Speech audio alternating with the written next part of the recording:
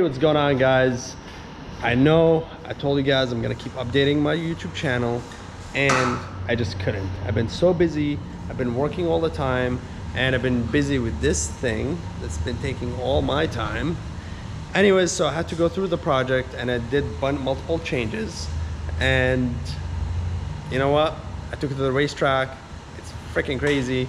I'm gonna tell you guys all about it. I'm gonna add some videos about me at the racetrack, and from now on, I'm gonna log everything. I'm gonna blog everything. I'm gonna go through how to set up the clutch. What am I doing at the racetrack? My last pass I ran, it was 794.6, 189 miles per hour. After that, I had this huge problem where my back tire just kept smoking. It kept smoking the back tire right off the line. So I gotta figure that out. I gotta figure out the suspension. I think I made it a little bit too stiff. And I also gotta play with my clutch. I gotta change the static springs, and there's shims and things. So this way you can just, yeah, apparently I'm not holding the camera high enough.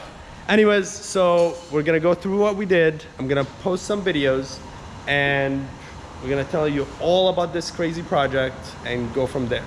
So it's a CBR 1100XX 2003.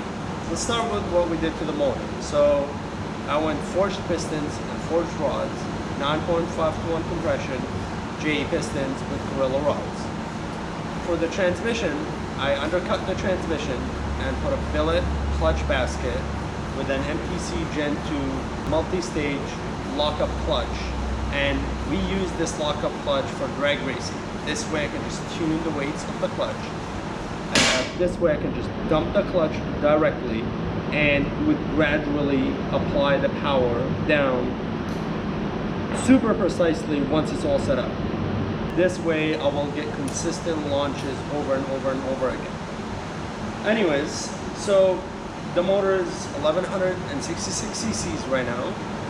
I have 1mm bigger valves. I have webcam camshafts. I got them custom made from webcam with my custom spec. I ran on the dyno a couple times with no load, no horsepower measurements. I just wanted to make sure the boost control and the fuel is running very good. And I didn't want to apply too much load on a freshly built motor. So I took it to the racetrack. I probably have about 25 passes so far. My best so far was 794.6, 189 miles per hour. Unfortunately, the tree didn't register properly, so I got this data from my laptop. And I'm pretty sure it's either 7885 or 7946. It's either way. The bike made it to the 7s finally. My first 10 passes, the bike wheelied multiple times, and I was like, all right, I need to put more weight up front. So I got rid of my headlights, and I built a gas tank made out of aluminum to hold about 4.5 liters of E85. That was actually enough for about 2 passes. Second pass I started wheeling, so I decided to refill it every pass, put as much weight as possible on the front end. So the turbo setup it's a side mount turbo with a GTX 3576R Gen 2. The turbo is probably good for about 650-700 horsepower. This year I decided to just go no intercooler. And the reason why I went with no cooling because I wanted to be really easy for me to service it at any time.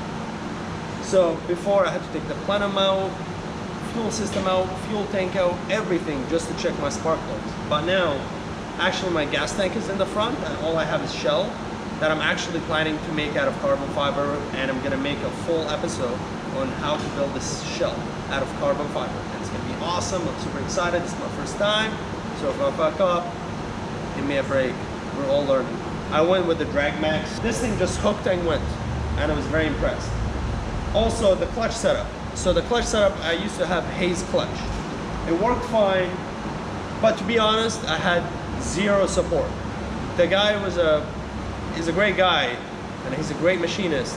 He's just not a racer. So I decided to go with the MTC Gen 2. MTC, they've been around for years. All the top guys are running it, and I'm gonna make multiple episodes on what I'm going through for you people that are running this clutch or having problems with it. and we're gonna work together, and we're gonna make this work as best as I can.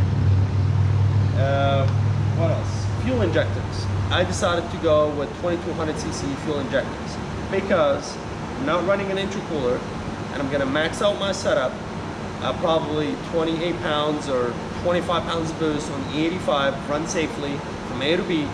Then I'm gonna switch full methanol. I'm gonna run M1. It's gonna cool down the intake charge, so I don't have to worry about that as much. I can even take my radiator and cooling system right out and not really have to worry about it at all. It's a lot safer. It is a lot more to maintain. After every race, I will have to drain the methanol, run it on pump gas, switch it tune from methanol to pump gas, have to drain the oil, which I do anyways. Every race, I drain my oil, replace it, fresh oil, good to go. So there's definitely gonna be a lot of improvements coming.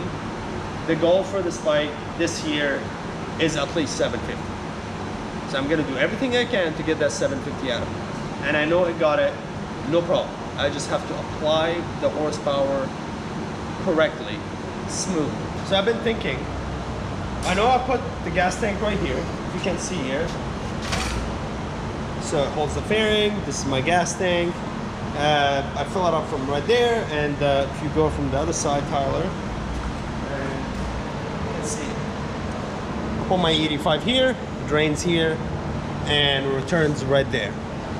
So I know I have about now 20 pounds in the front from the fuel cell and all the stuff, the tablet, blah, blah, blah. It's about 20 pounds filled up with fuel. Maybe it might be a little bit more. I need to get a scale and I'll show you guys what it was.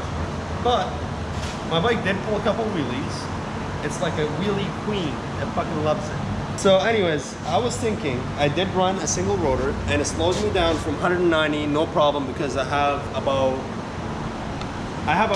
like another quarter mile to slow down, which is more than enough for me to slow down with a single rotor. But I did buy an RC51 front rotors and caliper. I'm thinking, why don't I run both rotors and both calipers and also fill up my axle with lead and dry it out, and that's probably gonna add another at least 15 pounds, at least. Like it might even be like 20. Nah, probably 15 with the lead and this and that. So me adding another 15 or whatever pounds in the front might help me keep that front wheel down too. So what do you guys think? You think I should do it, or save that 15 pounds that I'm trying to lose on me to go a little bit faster? I know it's been tough, you know, all this diet stuff, trying to lose weight, go a little bit faster. Only 210 pounds. 15 to go.